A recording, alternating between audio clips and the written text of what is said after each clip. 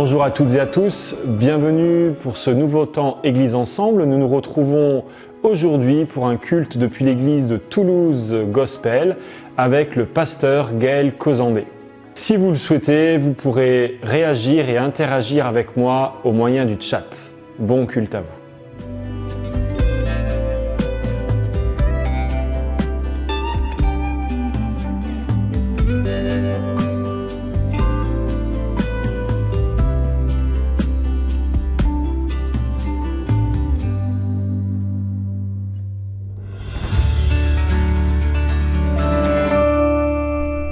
Voilà, donc ce que je vous propose, c'est tout de suite de commencer en louange. Voilà, que ce soit l'occasion de louer le Seigneur et de se tourner vers lui. Alors, j'ai mon acolyte Johan qui est de l'autre côté pour faire passer les PowerPoint. Donc, aujourd'hui, voilà, l'idée, c'est que on va essayer de voir comment David affrontait les difficultés en chanson, puisqu'il a composé beaucoup de psaumes, et on va commencer nous-mêmes à le vivre.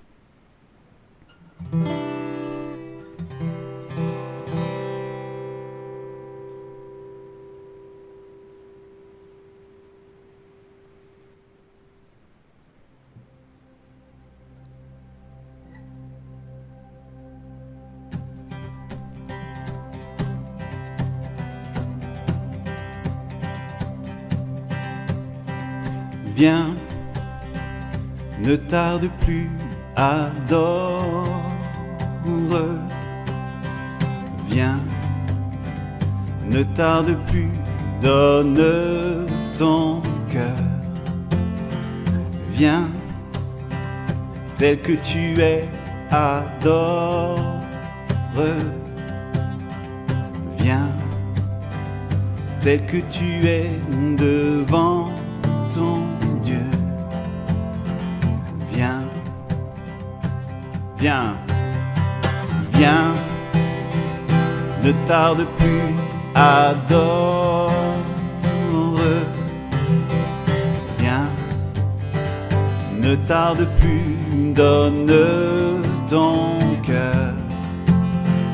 Viens, tel que tu es, adore.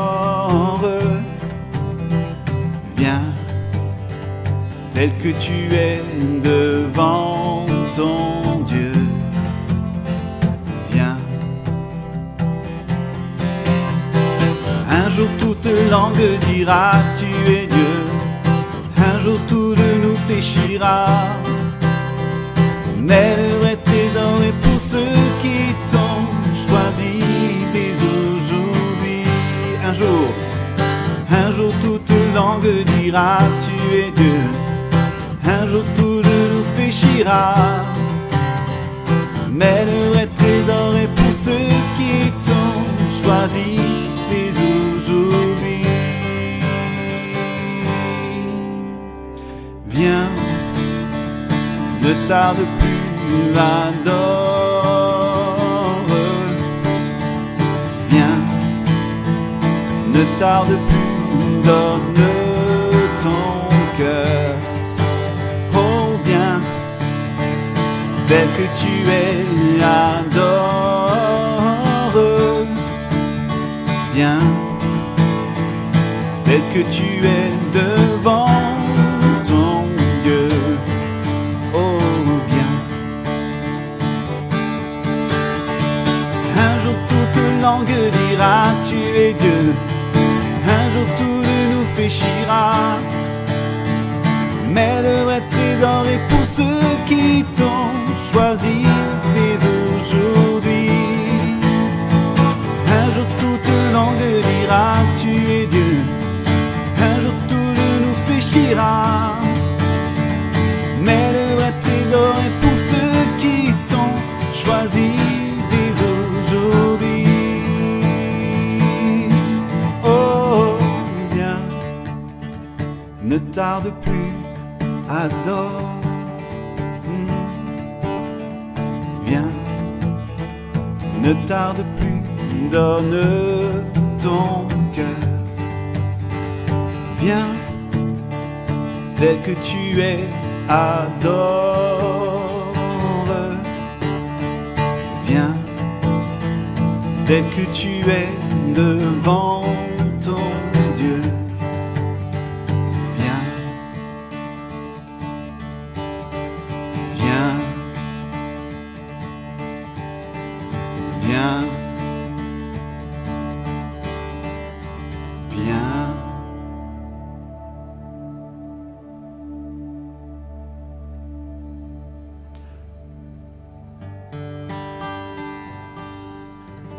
Chantons, car Dieu est là, poussons des cris de joie, dressons-lui un trône de reconnaissance, un palais de louange. Chantons le roi des rois, son amour durera, et quand on le loue, sa gloire descend sur nous dans son temple ici-bas. Chantons car Dieu est là. Papa, palala, papa, papa, papa. Jésus demeure au milieu de son peuple quand il vient le louer. Jésus demeure au milieu de son peuple quand il vient le chanter. Chantons car Dieu est là, poussons des cris de joie, laissons-lui un trône de reconnaissance, un palais de louange. Chantons le roi des rois, son amour durera, et quand on le loue, sa gloire descend sur nous dans son temple ici-bas. Chantons car Dieu est là. Papa, papa, palala, papa, papa, papa. Nous sommes tous assemblés pour l'adorer depuis nos maisons, joyeux de ce que Dieu nous a sauvés, faisons monter nos chants.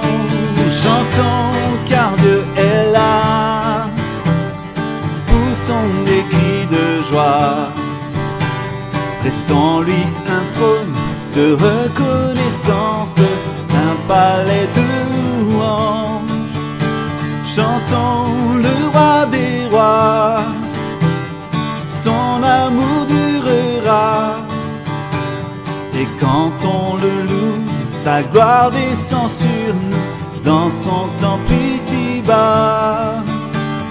Chantons car Dieu est là, chantons car Dieu est là, chantons car Dieu est là.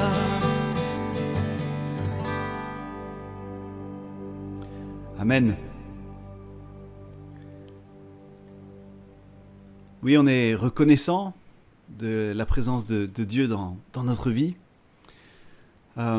Et vous avez noté dans les paroles, on disait quand on le loue, sa gloire descend sur nous dans son temple ici-bas. Et vous vous souvenez, on l'a vu, le temple, c'est nous-mêmes, c'est nos maisons, c'est là où nous sommes. Et nos maisons sont des temples, nos maisons sont des églises.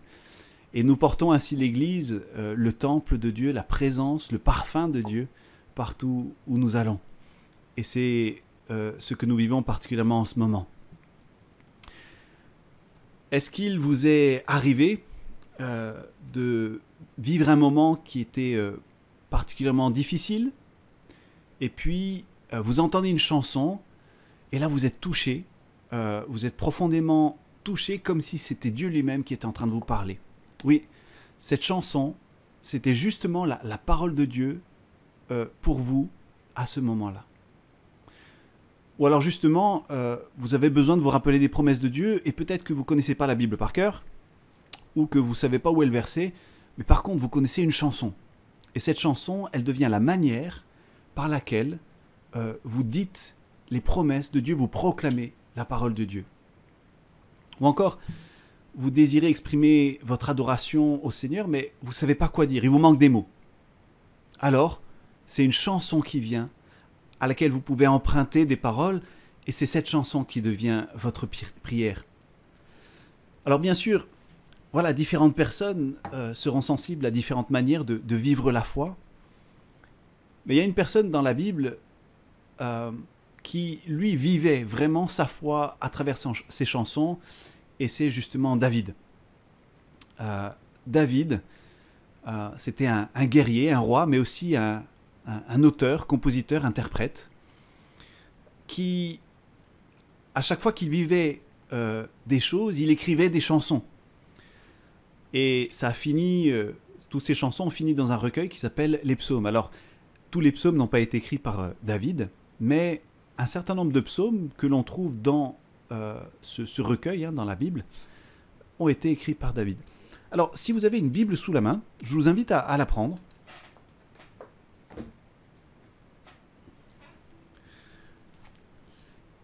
Et je vous invite à feuilleter les psaumes. Voilà, si vous pouvez juste prendre les psaumes, et puis feuilleter-les un petit peu. Et je vous invite à regarder particulièrement les premières phrases des psaumes. Est-ce que vous remarquez quelque chose?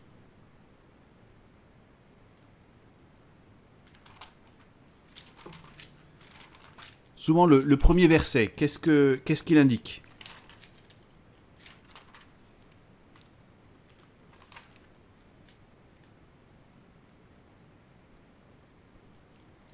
Dites-moi par le chat, qu'est-ce que vous voyez au début des psaumes dans les premiers versets?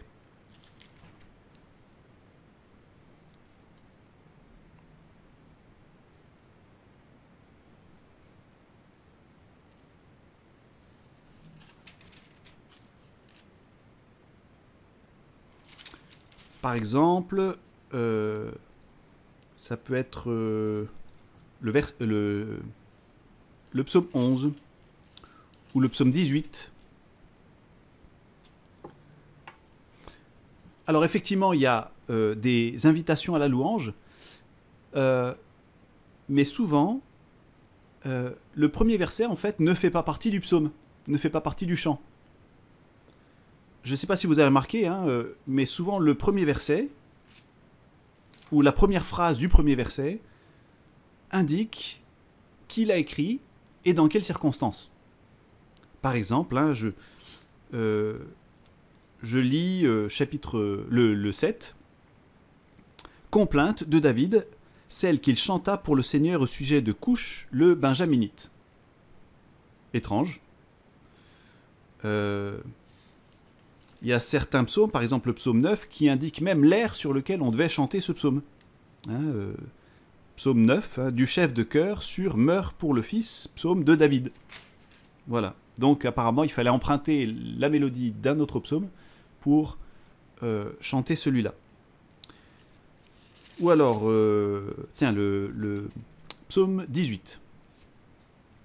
Qu'est-ce qu'on lit? Donc, psaume 18, tout début. Du chef de chœur du serviteur du Seigneur, de David, qui prononça pour le Seigneur les paroles de ce chant le jour où le Seigneur l'eut délivré de la main de tous ses ennemis et de la main de Saül. Voilà, alors, on remarque que donc, dans la Bible, dans les psaumes, souvent il y a des indications de qui a écrit le psaume et dans quelles circonstances. Et puis comme il y a un certain nombre de psaumes qui ont été écrits par David, en fait je suis parti à la recherche, je suis allé à la recherche de ces psaumes qui indiquent non seulement qui les a écrits, donc David, mais qui indiquent aussi dans quelles circonstances. Comme dans ce psaume 18, où effectivement on voit que c'est quand David a été libéré de tous ses ennemis qu'il a écrit ce psaume. Et en fait c'est très intéressant parce qu'on peut suivre comme ça, psaume après psaume, la vie de David et la voir en parallèle avec le récit de sa vie qu'on trouve dans 1 et 2 Samuel. Et en fait comme ça on peut remettre les psaumes parce que dans le recueil ils ne sont pas dans l'ordre chronologique. on peut les remettre comme ça dans l'ordre chronologique de la vie de David et suivre en lisant 1 et 2 Samuel, en lisant voilà dans quelles circonstances David était, et on retrouvait dans les psaumes quelle chanson il a écrite à ce moment-là. Et ce qui est intéressant, c'est que ça permet à travers le psaume de voir dans quel état d'esprit il était dans chacun des épisodes de sa vie. Et le plus extraordinaire, c'est que 3000 ans plus tard, en fait, ces chansons que David a composées, on les chante encore. Alors ce matin, moi, ce que je vous propose, c'est de partir en voyage pour suivre la vie de David et de, à chaque fois, s'arrêter pour lire le psaume qu'il a écrit dans cet épisode ou cet autre épisode de la vie de David et où on chantera donc ce psaume en suivant la vie de David. Alors, David, c'était à la fois un soldat et un compositeur et je pense que c'est pas un hasard. Hein, on est dans un combat spirituel et je crois qu'il y a beaucoup à apprendre de David sur comment combattre le bon combat de la foi aujourd'hui par l'adoration et par la louange. Alors, lorsque l'histoire de David commence, il est présenté comme le petit dernier d'une famille de 8 enfants qui s'occupait des moutons de son père. Hein, c'était le petit dernier. Et pour l'anecdote, en relisant l'histoire, j'ai lu que David était roux et qu'il était plutôt beau garçon. Alors un prophète, le prophète Samuel, lui annonce qu'il est choisi, lui, le plus petit de sa famille, il est choisi par Dieu pour devenir roi. Or, il se trouve qu'il y a un roi qui est déjà en Israël, qui est le roi Saül. Donc, David reçoit une promesse, mais très longtemps, il ne verra pas l'accomplissement de sa promesse. Il aura été consacré roi par le prophète Samuel, mais pendant très longtemps, il ne va pas voir l'accomplissement de cette promesse. Alors, l'histoire de David est vraiment inspirante. Hein. Au tout début, c'est un jeune homme intrépide, courageux, plein de foi. Et je crois que c'est vraiment une histoire inspirante pour aujourd'hui. David, il n'avait pas peur, il affrontait les géants de sa vie avec courage, parce qu'il avait confiance en Dieu. On lui doit même une expression française, puisque quand on dit « c'est David contre Goliath », on fait référence donc à cette histoire où le jeune David a battu un guerrier géant juste avec un lance-pierre. Est-ce qu'il y a des géants dans nos vies, dans vos vies, en ce moment? Des géants comme Goliath. Alors soyons comme David pour les affronter avec la confiance en Dieu. La suite de l'histoire raconte qu'après cet épisode, David s'est engagé dans l'armée de Saül et qu'il a même épousé sa fille. Mais les relations entre David et Saül se sont dégradées petit à petit au fur et à mesure que Saül s'est senti concurrencé par David. Et c'est dans ce contexte qu'on va trouver le premier psaume qui fait référence à la vie de David, le psaume 59. Alors je vais l'afficher à l'écran, le psaume 59, voilà.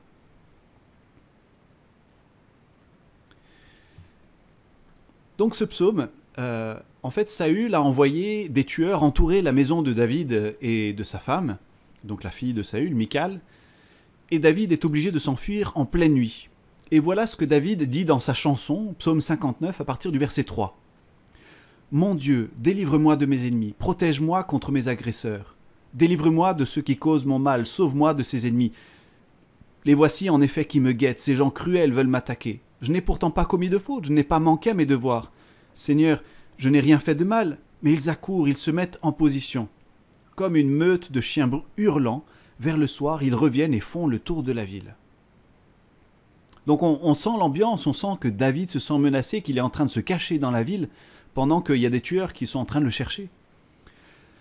Et on sent que David n'hésite pas à exprimer sa colère et son sentiment d'injustice. « Seigneur, c'est injuste, j'ai rien fait à ces gens qui méritent leur haine. » Et donc le premier thème que ces psaumes expriment, c'est l'expression de la colère. On n'a pas trop l'habitude de chanter ce genre de paroles. J'ai pas en tête beaucoup de chants qu'on chante à l'église, où on dit « Seigneur, c'est injuste, j'en ai marre, c'est vraiment, je suis en colère contre le mal, etc. » Et pourtant, c'est une grande partie des psaumes. Et c'est intéressant de voir qu'il y a une place pour l'expression de la colère. Vous serez peut-être surpris, mais dans la Bible, la colère n'est pas un péché. la colère, en fait, c'est naturel, c'est une émotion que Dieu nous a donnée pour nous signaler qu'il y a une injustice. Donc, ressentir et exprimer de la colère, c'est pas un péché. C'est ce que l'on fait de notre colère, qui va en faire soit une bonne action, soit un péché. À l'époque de la lutte pour les droits civiques aux États-Unis, Martin Luther King a utilisé sa colère pour militer pour la justice. Et en ce moment, vous avez sûrement entendu à la radio ou vu à la télé, il y a des grandes manifestations aux États-Unis suite à la mort d'un noir, suite à l'interpellation de policiers. Et les gens expriment leur colère par des manifestations contre l'injustice, contre le racisme, contre les inégalités. Et ils manifestent. Et la plupart le font pacifiquement. Et c'est une bonne et belle expression de la colère. Et c'est important. Ils utilisent leur colère pour la justice. Même Jésus s'est mis en colère contre l'injustice. Et si nous sommes incapables de nous mettre en colère contre l'injustice, alors c'est qu'on s'est trop habitué au mal, qu'on a baissé les bras. David ne laisse pas couler, il exprime sa colère. Et c'est ce qu'on a vu dans ce psaume 59. Alors dans sa fuite, David est secouru par les prêtres du tabernacle qui le nourrissent, avec ceux de sa troupe. Or, il y avait ce jour-là un homme qui voit et qui est allé rapporter l'histoire à Saül. Et l'histoire est terrible, Saül a fait venir les prêtres, les familles, et il les a tous massacrés. Et dans Samuel, on lit que quand David l'entend, il se sent responsable, il se dit « mais c'est ma faute, j'ai bien vu qu'il y avait cet homme qui était là, et je ne l'ai pas empêché de partir, et c'est à cause de moi, à cause de l'aide qu'ils m'ont donnée, que tous ces gens sont morts, et ils se sentent coupables. » Alors, David écrit le psaume 52. Et dans le psaume 52, il s'adresse à l'espion. Voilà ce qu'il lui dit. « Toi le héros qui fais le brave, pourquoi te vantes-tu de ta méchanceté? Tu combines tes mauvais coups, tu préfères le mal au bien et le mensonge à la vérité. Eh bien, Dieu te démolira pour toujours, il t'emportera. Les justes le verront, ils se moqueront de lui. Regardez cet individu, il comptait sur sa fortune au lieu de prendre Dieu comme refuge. Il se sentait fort de ses propres coups réussis, de ses mauvais coups réussis. » Et donc, un autre thème que les psaumes explorent, c'est celui de la sécurité. Ce psaume nous invite à nous confier plutôt dans le Seigneur que dans nos combines. Cet espion a espéré recevoir de l'argent en allant rapporter et dénoncer David. Et David dit, mais c'est pas ça qui va nous apporter la sécurité. C'est pas nos combines pour avoir de l'argent qui vont nous apporter la sécurité.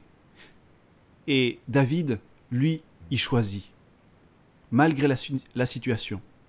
Il dit, moi, ma sécurité, elle est dans le Seigneur.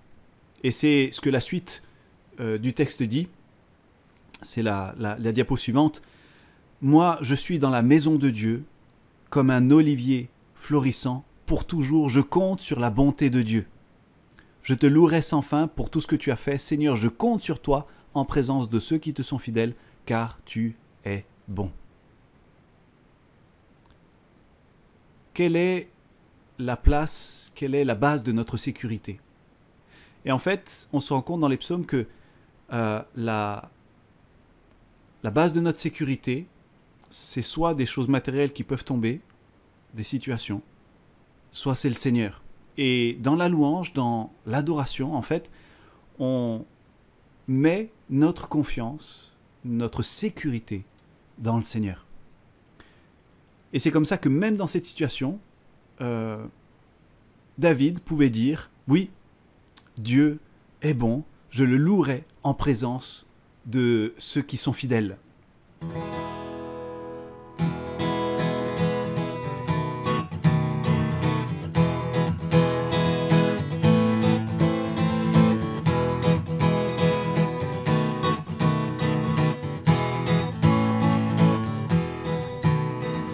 God is good, God is good, God is good to me. How can I let him down?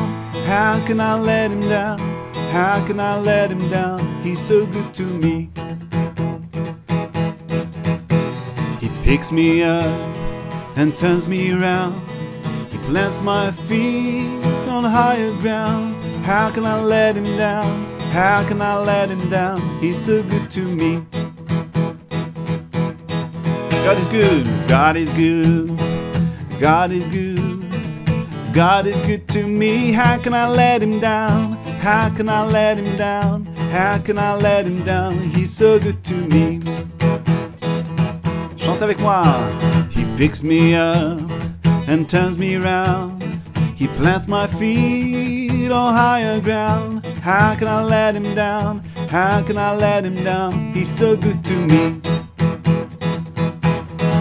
So give him glory, so give him honor, for he is worthy, for he is Father. So give him glory, so give him honor, he's so good to me. God is good, God is good, God is good to me. How can I let him down? How can I let him down? How can I let him down? He's so good to me. He picks me up and turns me around. He plants my feet on higher ground. How can I let him down? How can I let him down? He's so good to me. So give him glory, so give him honor, for he is worthy, for he is Father. So give him glory, so give him honor, he's so good to me. So give him glory, so give him honor, for he is worthy, for he is Father. So give him glory, so give him honor, he's so good to me. So give him glory, so give him honor, for he is Father, for he is worthy. So give him glory, so give him honor, he's so good to me.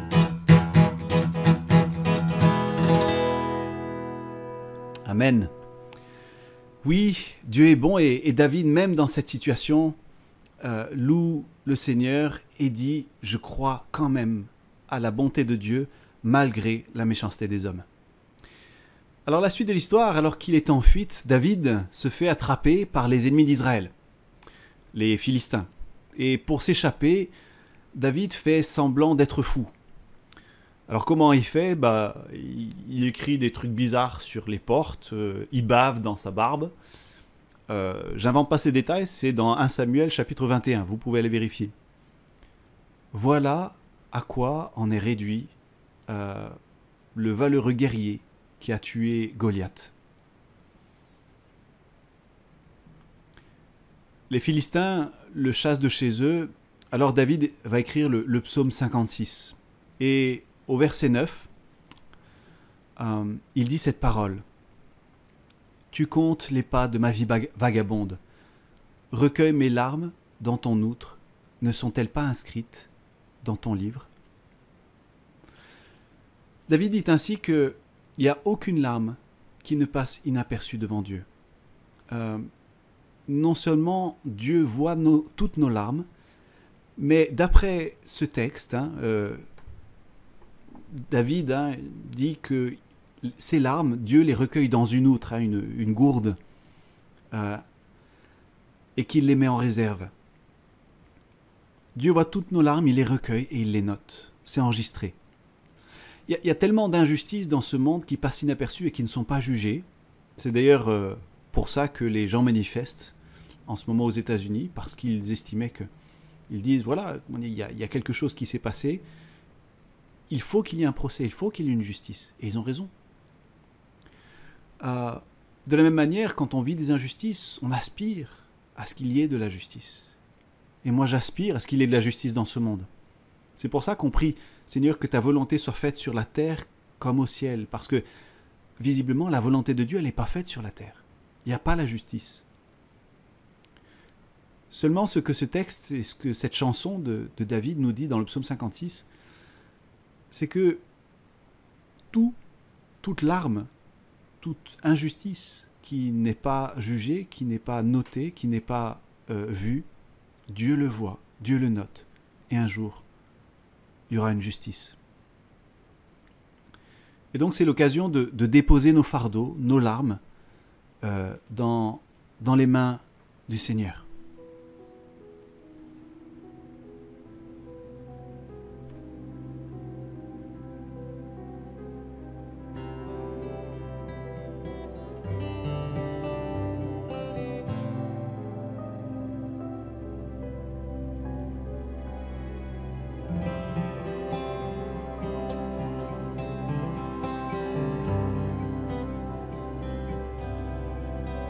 Je laisse à tes pieds mes fardeaux. Devant toi je dépose tous mes soucis. Et chaque fois que je ne sais pas me diriger, j'abandonne à tes pieds mes fardeaux. Voilà, qu'on puisse déposer nos fardeaux devant le Seigneur ce matin, comme David qui dépose ses larmes dans l'outre du Seigneur. Je laisse à tes pieds mes fardeaux. Devant toi je dépose tous mes soucis. Et chaque fois que je ne sais pas me diriger, j'abandonne à tes pieds mes fardeaux. J'abandonne à tes pieds mes fardeaux. J'abandonne à tes pieds mes fardeaux.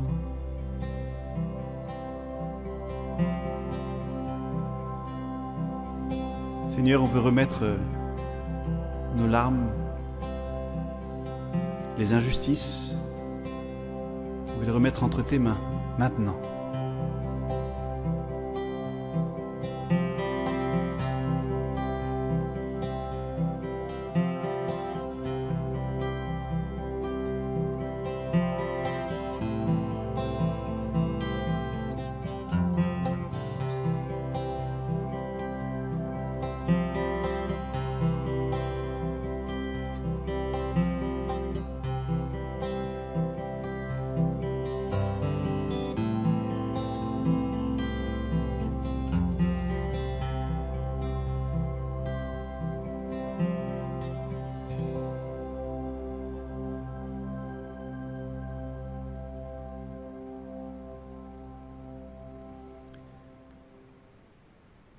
Comme David a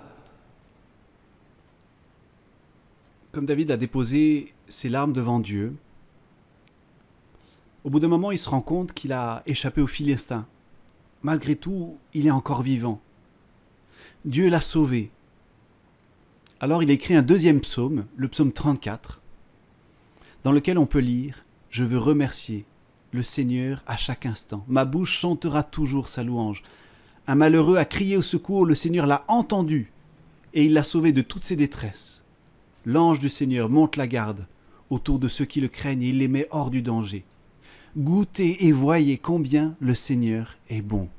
Heureux celui qui trouve refuge en lui. » Amen. À ce moment-là de l'histoire de David, ses frères le rejoignent. Et il rejoint toute une bande de gens qui sont en désaccord avec Saül, ou qui sont endettés, ou qui ont des problèmes. Et comme ça, il y a toute une troupe qui se forme autour de David. David est maintenant dans le désert. Il se déplace de nuit, et le jour, il se cache dans des grottes. Et devant lui s'étale un paysage désertique, brûlé par le soleil. Et depuis sa grotte, il écrit le psaume 63. Et ce psaume commence en disant « Dieu, tu es mon Dieu. Je te cherche, j'ai soif de toi. Tout mon être soupire après toi, comme une terre aride, desséchée, sans eau. » Voilà ce que David a devant les yeux. Il a un désert, Et il se rend compte que ce désert, en fait, représente son cœur. C'est ça qu'il est en train de vivre en ce moment. C'est ça qu'il est en train d'expérimenter. Son cœur, c'est un vrai désert. Il a soif. Il a faim. Il se sent seul. Il est en fuite.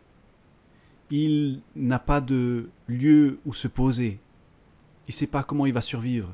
Il ne sait pas si un jour quelqu'un va le trouver et que Saül va le tuer. Est-ce qu'aujourd'hui, voilà, peut-être nous aussi, on a soif? Est-ce que notre vie, peut-être parfois, est un peu aride et on a soif de Dieu? Parce qu'on sent que c'est lui plus que les circonstances, lui plus que tout le reste, qui peut combler notre âme, qui peut combler ce que vraiment, ce vide, ce trou, cette soif qu'on a au fond du cœur. Et ça fait écho à une discussion que Jésus va avoir plus tard avec une femme à côté d'un puits, où il éveille sa soif en lui disant « Mais cette eau-là, ce puits, c'est pas ça qui va répondre à ta soif. Tu as besoin de recevoir une eau vive, une eau qui va te toucher plus profondément et qui va vraiment répondre à ton besoin profond, celui dont tu as besoin. » Alors de cette manière-là, on peut dire à Dieu ce matin, oui, j'ai soif de toi, oui, j'ai besoin de toi.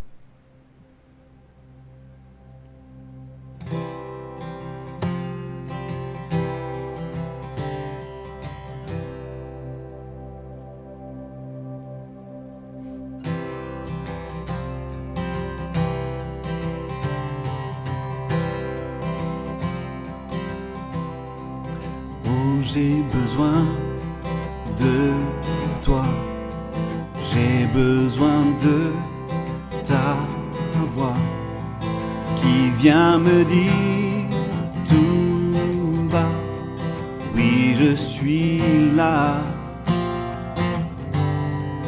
viens te poser sur moi, viens me parler du roi.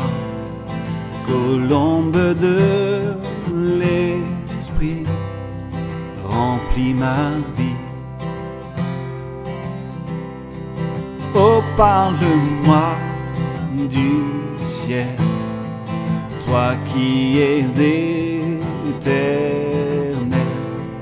Révèle-moi ton trône dans le royaume. Apprends-moi à t'aimer, te louer, t'adorer.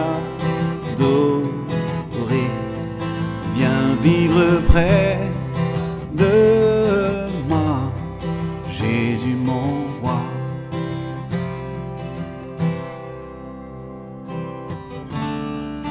Oh, j'ai besoin de toi, j'ai besoin de ta voix qui vient me dire tout bas, oui je suis là.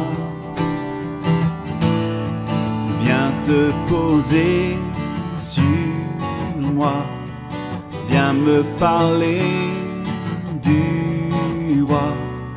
Colombe de l'esprit, remplis ma vie. Oh, parle-moi du ciel, toi qui es éternel. Révèle-moi ton trône dans le royaume. Apprends-moi à t'aimer, te louer, t'adorer. Viens vivre près de moi, Jésus mon roi. Viens vivre près de moi, viens vivre près de moi, viens vivre près de moi, Jésus mon roi.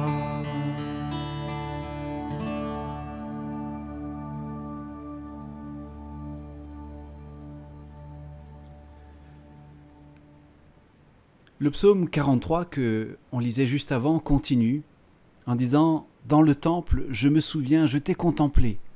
J'ai vu ta puissance et ta présence glorieuse, car ta bonté vaut mieux que la vie. Je proclamerai ta louange, toute ma vie je te bénirai.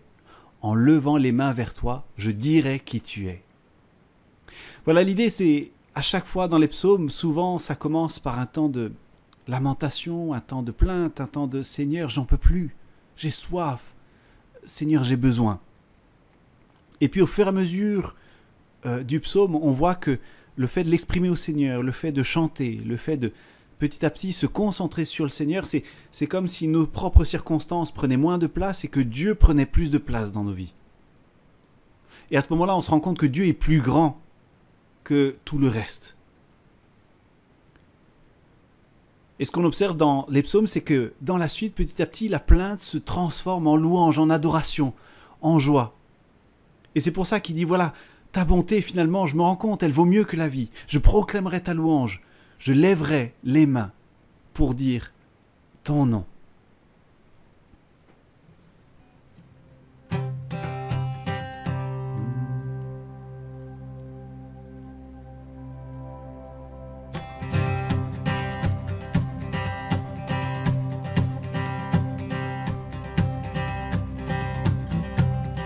Je me réjouis dans le nom du Seigneur.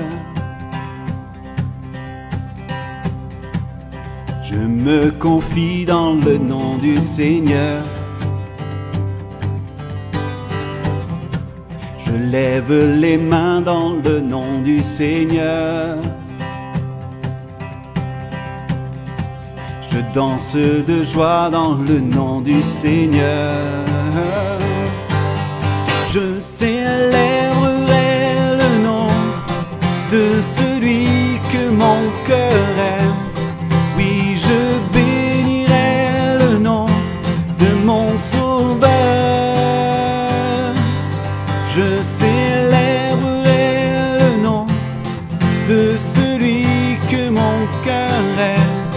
Oui, je bénirai le nom du Seigneur.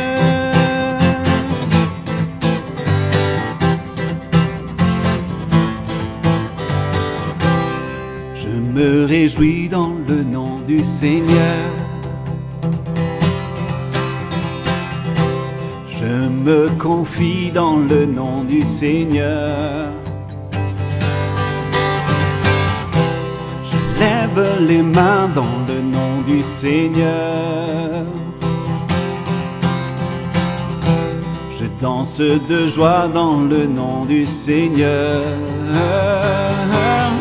Je célébrerai le nom de celui que mon cœur aime.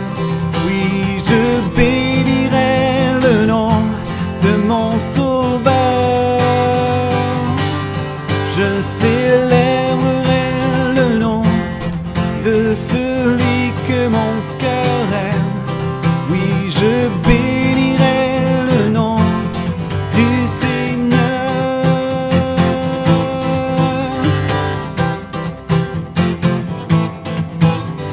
Je célébrerai le nom du Seigneur. Je célébrerai le nom du Seigneur. Je célébrerai le nom du Seigneur. Je célébrerai le nom du Seigneur. Je célébrerai le nom du Je célébrerai le nom du Seigneur. Je célébrerai le nom du Seigneur. Je célébrerai le nom du Seigneur.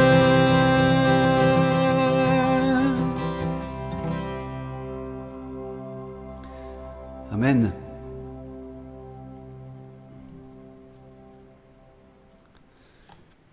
Alors malgré tout, les hauts et les bas continuent dans la vie de David, et David continue sa fuite. Il vit aussi bien des soutiens que des trahisons. Les habitants de la ville de Ziph vont le dénoncer à Saül, et il sera obligé de fuir à nouveau. Alors il écrit le psaume 54, dans lequel il dit « Viens, voici, Dieu est mon secours, le Seigneur est le soutien de mon âme. Oui, le Seigneur est le soutien de mon âme.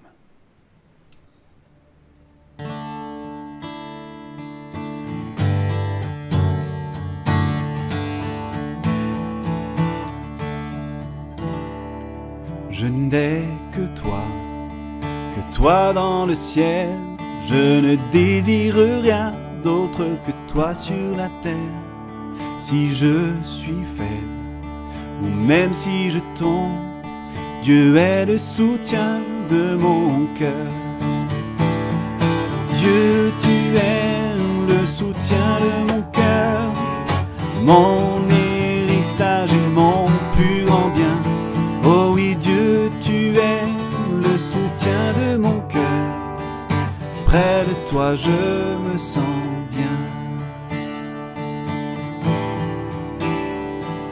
Quand mon cœur était plein d'amertume, je perdais la raison et je n'y voyais plus rien. Mais Dieu s'approcha pour me saisir la main. Dieu est le soutien de mon cœur. Oh oui, Dieu, tu es le soutien de mon cœur, mon héritage et mon plus grand bien. Oh oui, Dieu, tu es le soutien de mon cœur. Près de toi, je me sens bien. Près de toi, je me sens bien. Près de toi, je me sens bien.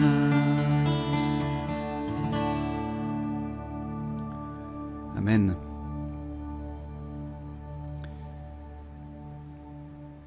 Voilà, c'est ainsi que David va garder la foi tout au long de sa vie. Et c'est extraordinaire de voir que c'est dans ces circonstances de fuite, de menaces de mort, de détresse, qu'il a écrit tous ces chants. Dieu, tu es le soutien de mon cœur. Et c'est peut-être justement dans ces moments-là qu'on se rend compte à quel point Dieu, finalement, est au-delà de tout. Un jour, les choses vont s'améliorer pour David. Il reçoit de plus en plus de soutien pendant que le pouvoir de Saül s'affaiblit jusqu'à se terminer dans une bataille contre les Philistins, dans laquelle Saül et sa famille, notamment Jonathan, l'ami de David, vont mourir. Mais voilà, Saül est mort, plus besoin de fuir, plus besoin de se cacher dans les grottes. La promesse est réalisée, ça y est, David est enfin roi. Il enchaîne les victoires, il s'installe à Jérusalem comme capitale, et il fait même venir le tabernacle à Jérusalem parce qu'il ne peut pas penser que Dieu ne soit pas là avec lui. Et on se souvient peut-être de cet épisode dans lequel l'arche de l'Alliance arrive à Jérusalem et David danse devant l'arche. Et sa femme se moque de lui et le méprise. Elle lui dit qu'il était glorieux aujourd'hui le roi d'Israël lorsqu'il s'est donné en spectacle devant les servantes de ses serviteurs à moitié nus comme le ferait un homme de rien. Et voilà la réponse de David. C'est pour le Seigneur que j'ai fait cela, et c'est devant le Seigneur que je continuerai à jouer de la musique. Je veux paraître encore moins que cela et m'abaisser à mes propres yeux, et c'est auprès des servantes dont tu parles que je veux avoir ma gloire. Voilà cette parole, je veux paraître encore moins que cela et m'abaisser à mes propres yeux, et c'est auprès des servantes dont tu parles que je veux avoir ma gloire. Voilà le sens de la louange. C'est pas à propos de nous, de nos performances musicales, de nos bonnes œuvres, de nos problèmes. Nous ne sommes rien et il est tout. Et pourtant, nous sommes tellement tout pour lui qu'il a envoyé son Fils unique pour mourir à notre place et nous sauver. Le sens de la louange, le sens de l'adoration, c'est que c'est à lui que va la gloire parce qu'en fait, il n'y a que lui qui la mérite. C'est lui à qui va notre adoration. C'est le cri du premier ange dans l'Apocalypse. Adorez Dieu et rendez-lui gloire. C'est lui qui a tout créé.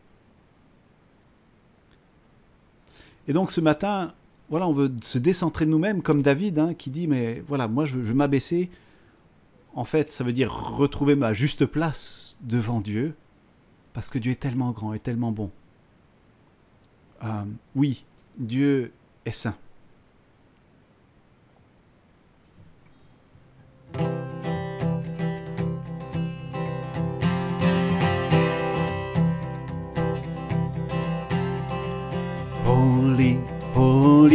holy, holy, holy, holy. Holy is the Lord God Almighty, worthy to receive glory, worthy to receive honor, worthy to receive all the praises.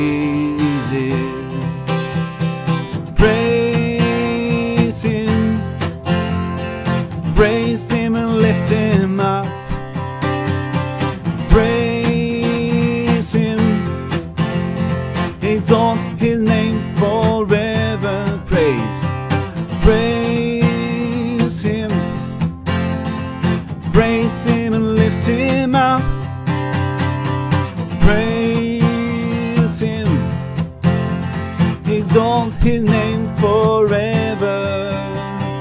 Béni, béni, béni, béni, béni, béni, béni soit le nom du Dieu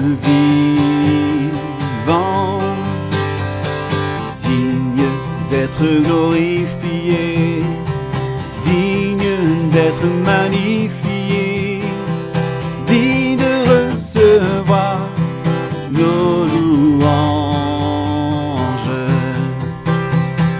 Louez, amen, louez le nom de Dieu.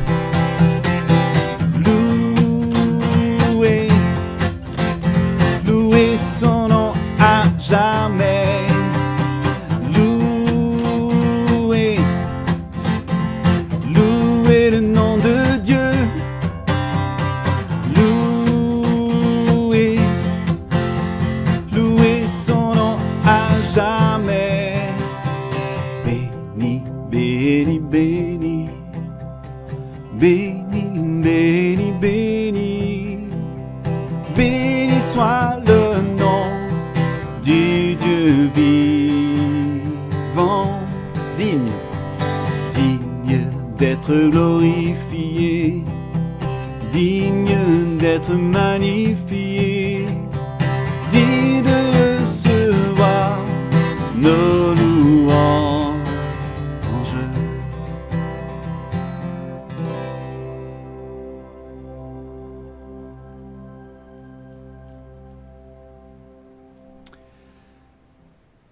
Dans la vie de David, malheureusement, c'est justement quand ça se passe bien que David va baisser la garde. Il a trop souffert, alors il en profite. Il est installé dans son palais pendant que son armée se bat aux frontières. Depuis sa fenêtre, il voit une femme prendre son bain, il la prend pour lui, et il fait tuer le mari en faisant passer ça pour un accident de guerre. Alors Dieu envoie un prophète pour montrer à David son péché. Adultère, meurtre. Après tout ce qu'il a vécu avec Dieu, comment est-ce qu'il a pu tomber aussi bas? Alors, il écrit le psaume 51. Mon Dieu, toi qui es si bon, accorde-moi ta grâce. Ta tendresse est si grande, efface mes fautes, lave-moi complètement de mes torts et purifie-moi de mon péché. Je t'ai désobéi, je le reconnais. Ma faute est toujours là, je la revois sans cesse. Mais ce que tu aimes trouver dans le cœur d'une personne, c'est le respect de la vérité. Fais disparaître mon péché, et je serai pur. Lave-moi, et je serai plus blanc que la neige. Annonce-moi ton pardon, il m'inondera de joie. Mon Dieu, crée en moi un cœur pur, renouvelle et affermis mon esprit. Et David termine son psaume en disant ceci. Tu ne désires pas que je t'offre un sacrifice. Même un sacrifice entièrement consumé ne te plairait pas. Mon Dieu, le sacrifice que je t'offre, c'est moi-même avec mon orgueil brisé. Mon Dieu, ne refuse pas mon cœur complètement brisé. Voilà, aujourd'hui, s'il y a des péchés, des fardeaux, des choses qui ne sont pas dans la volonté de Dieu dans nos vies, c'est le moment de les lui amener, c'est le moment de les lui donner et de crier à Dieu comme David. Faire dire, mais Seigneur, j'en peux plus de ça. J'en ai marre de rester avec ça dans ma vie. Je ne veux pas continuer avec ça. Et pourtant c'est bien présent. Je reconnais, je suis pécheur. Je reconnais. J'entretiens ces choses dans ma vie. Seigneur, viens à mon aide. Et par Jésus, par son sacrifice, pas le mien, qui ne vaut rien, mais par le tien, Seigneur, voilà, mets ton pardon en moi.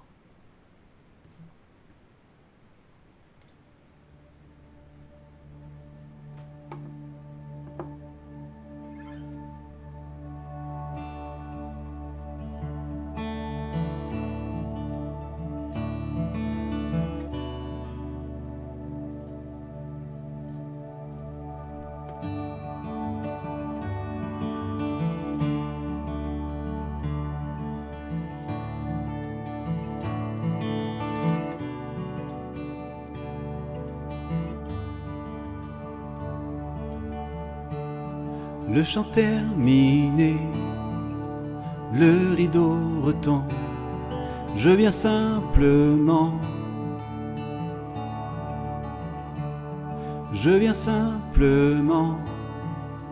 porter mon offrande, car j'ai le désir de réjouir ton cœur.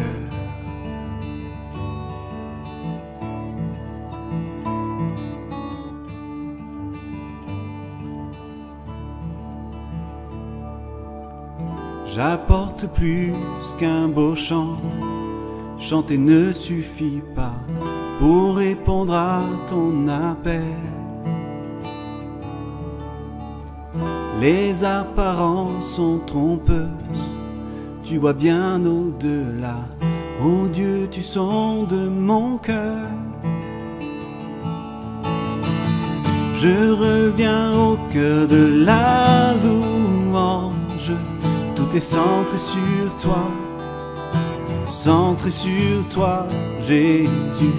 Oui, je renonce à tous mes faux semblants pour tout centrer sur toi, Jésus.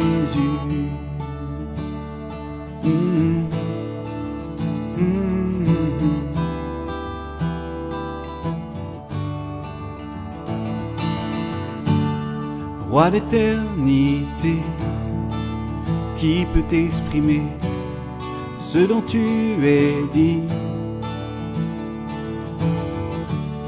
Bien que faible et pauvre, je te donne tout, prends toute ma vie.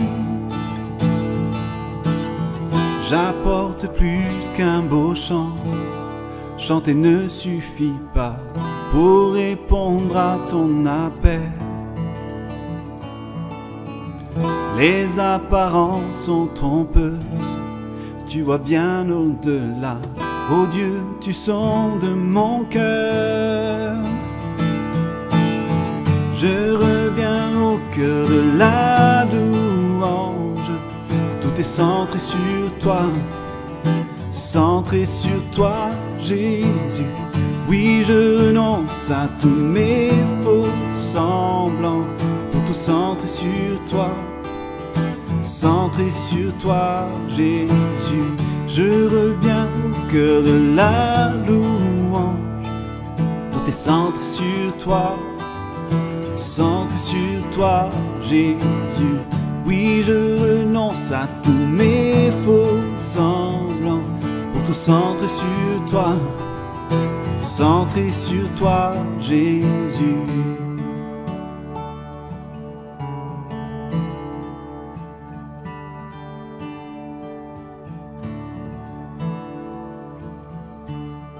Centré sur toi, centré sur toi, centré sur toi, Jésus. Centré sur toi, centré sur toi, centré sur toi, Jésus. Centré sur toi, centré sur toi, centré sur toi, Jésus.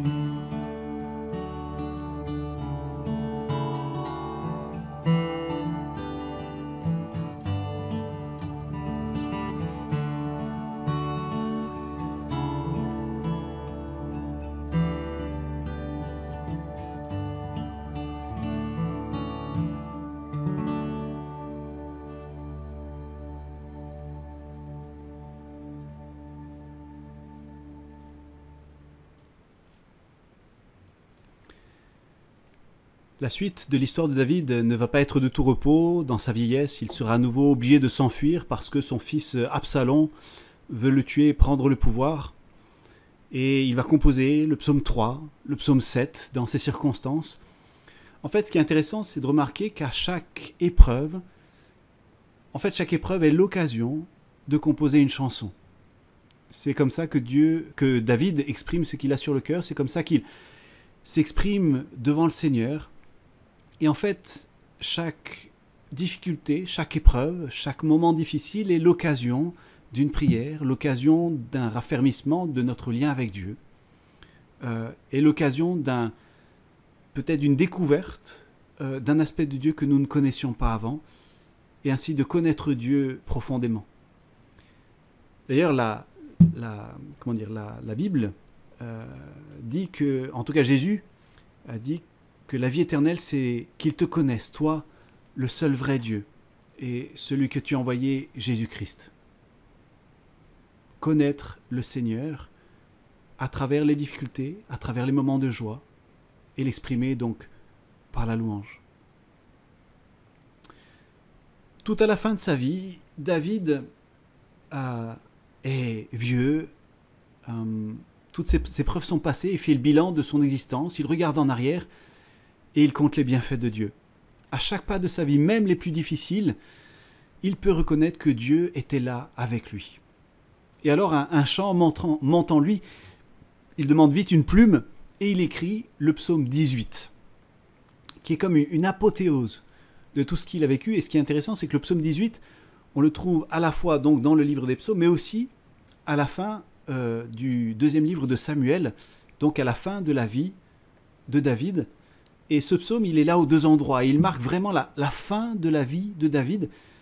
Et c'est toujours intéressant de lire ce que quelqu'un écrit juste à la fin de sa vie, quand il se retourne sur son existence et qu'il fait le bilan. Et qu'il regarde, ma vie finalement, elle a valu quoi? Là, je vais m'en aller, je vais mourir. Mais ma vie, c'était quoi finalement?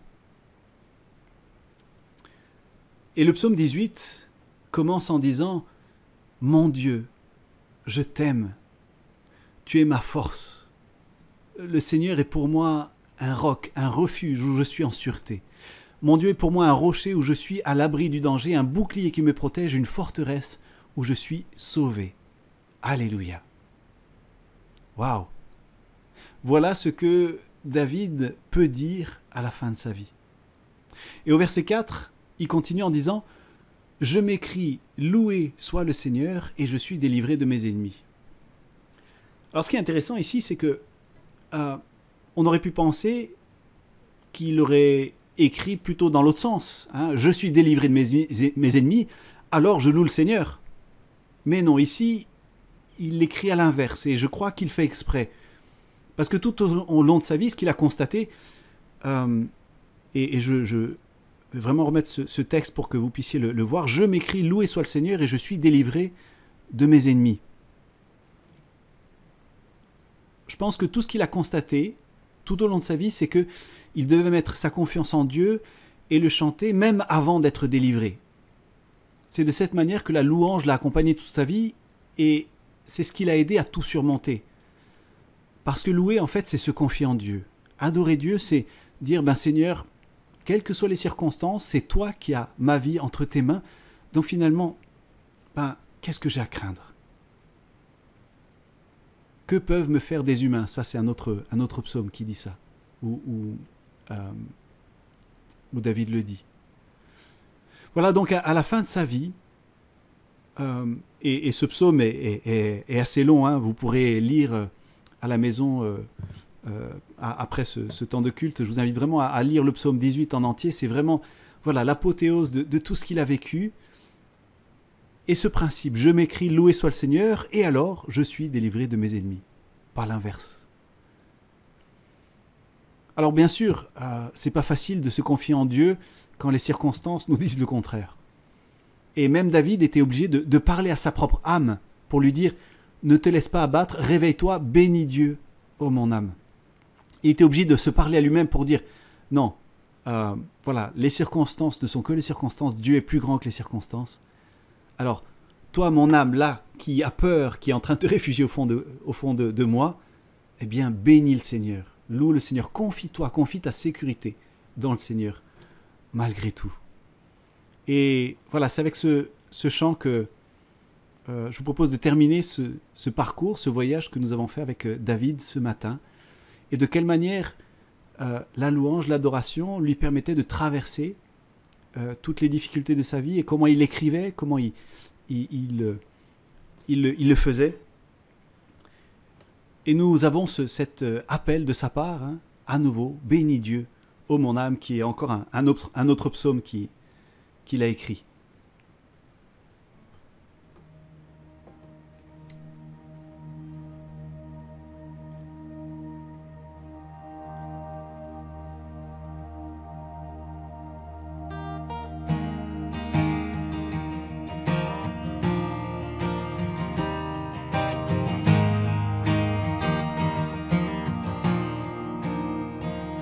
Bénis Dieu, ô mon âme, ô mon âme, rends gloire à son saint nom. Oh, chante comme jamais, ô mon âme, rends gloire à son saint nom. Voici l'aurore, l'aube d'un nouveau jour. Pour toi un chant doit s'élever devant ce qui m'attend et ce qui pourrait arriver. Qu'à la fin du jour je te chante encore. Bénis Dieu, ô mon âme, ô mon âme, rends gloire à son saint nom. Oh, chante comme jamais, ô mon âme, rends gloire à son saint nom. Riche en bonté et lent à la colère, ton nom est grand et ton cœur est bon. Je ne cesserai de chanter tes bontés. J'ai des milliers de raisons pour louer. Bénis Dieu, ô mon âme, ô mon âme, rends gloire à son saint nom. Oh, chante comme jamais, ô mon âme, rends gloire à son saint nom. Un jour viendra, je n'aurai plus de force. Mon heure venue, la fin sonnera. Pourtant mon âme chantera tes louanges. Pendant des milliers d'années, oui, sans fin. Bénis Dieu, ô mon âme, ô mon âme, rends gloire à son saint nom. Oh, chante comme jamais, ô mon âme, rends gloire à son saint nom. Bénis Dieu, ô mon âme, ô mon âme, rends gloire à son saint nom. Oh, chante comme jamais, ô mon âme, rends gloire à son saint nom. Rends gloire à son saint nom. Rends gloire à son saint nom.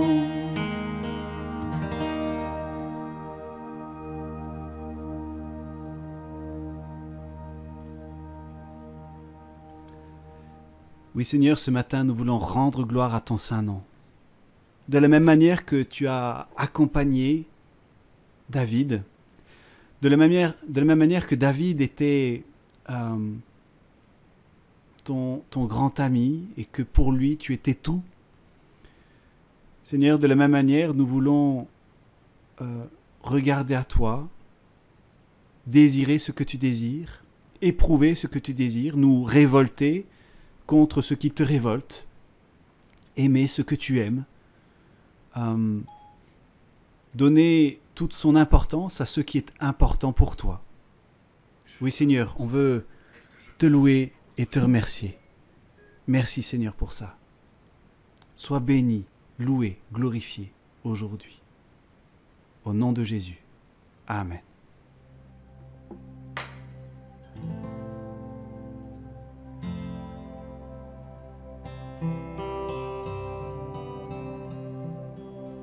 May His peace be with you till we meet again.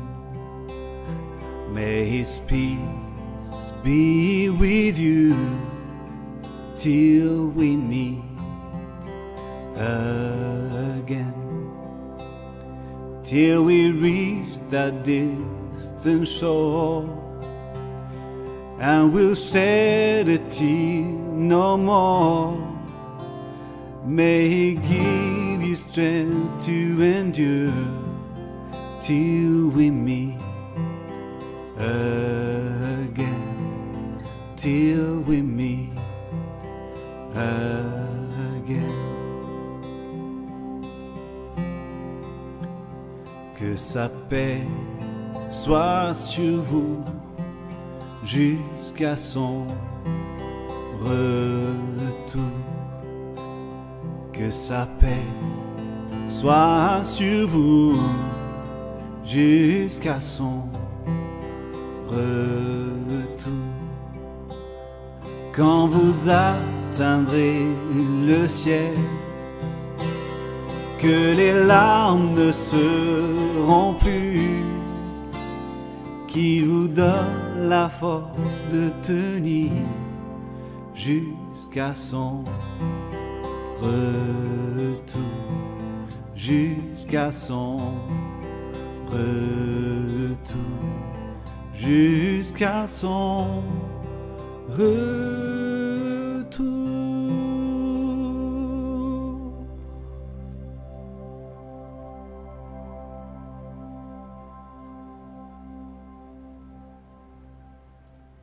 Seigneur, merci tellement pour ce temps qu'on a partagé ensemble ce matin. Seigneur, que ta présence, par la louange, par l'adoration, puisse nous soutenir pendant cette semaine, mais que aussi de cette manière, nous puissions rayonner de joie, que le reflet de ta présence dans nos vies puisse se voir et aussi toucher le monde autour de nous qui en a bien besoin. Que ce reflet de ta bonté, de ton amour puisse se refléter dans nos relations les uns avec les autres, qu'on puisse prendre soin les uns des autres, nous appeler, vérifier que tout va bien. Et Seigneur, que ce reflet de ta présence et de ta joie dans nos vies puisse rayonner autour de nous, nos voisins, nos collègues, nos amis. Merci Seigneur pour cette semaine qui vient.